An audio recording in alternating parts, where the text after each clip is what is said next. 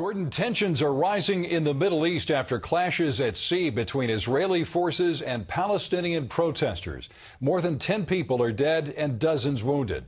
A flotilla of ships was reportedly carrying peace activists to bring supplies and break Israel's blockade of the Gaza Strip.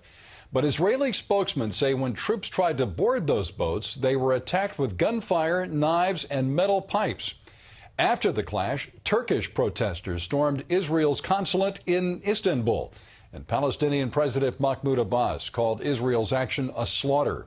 But Israel's Deputy Foreign Minister Danny Ayalon called the flotilla an armada of hate and violence and said the organizers had ties to al-Qaeda and Islamic Jihad. Israel's security force is on the highest alert after Hamas called for Arabs to take revenge against Israel. America's top-ranking military officer says lawmakers should have waited before voting to get rid of Don't Ask, Don't Tell. Democrats are in a rush to repeal it, and it's drawing more attention to the debate over homosexuals serving openly in the armed forces. John Jessup has that report now from Washington.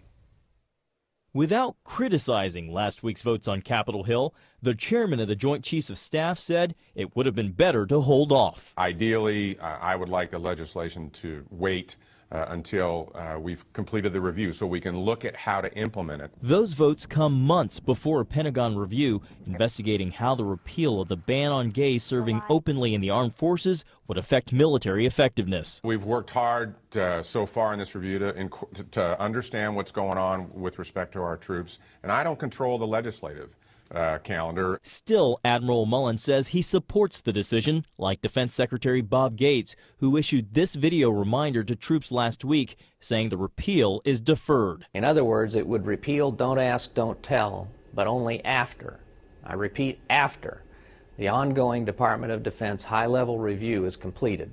Supporters of the legislation believe the ban is discriminatory and should be abolished. I believe a majority of the Senate, just like a majority of the country, I believe, according to public opinion polls, favor changing this policy. But critics question the reasoning behind making a decision before the facts are in. Bottom line, Congress and this administration is using our nation's military to advance a very radical social agenda that could never stand on its own. That's why they attached it to the Defense Authorization Bill. Colin Powell, the top military man when Don't Ask, Don't Tell became law, opposed allowing gays to serve openly at the time.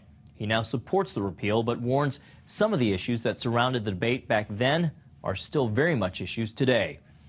John Jessup, CBN News, Washington. More than 100,000 people in Central America are homeless after a deadly tropical storm swept across several countries. Torrential rains drenched southern Mexico, El Salvador, and Guatemala, flooding rivers and causing massive mudslides. The storm claimed at least 99 lives, including 82 in Guatemala. The rains are just the latest catastrophe for that country. A volcano erupted there last week. CBN's Operation Blessing is in Guatemala, providing critical food and water to people in the shelters. And if you would like to join Operation Blessing in helping the victims of these dual disasters in Guatemala, we invite you to go to cbn.org. BP is moving on to its seventh plan to stop the oil leak in the Gulf. The Top Kill operation of pumping mud, cement, and debris into the well did not work. This week, there will be a new attempt to cap and siphon the spewing oil, and even more oil is expected to come out during that underwater operation. Plans are also being made to drill relief wells, but those are not expected to be ready until August.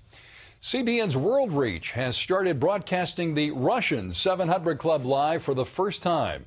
The one-hour program airs once a week from the CBN studios in Kiev, Ukraine. It's transmitted by satellite across the former Soviet Union, Israel, and even North America.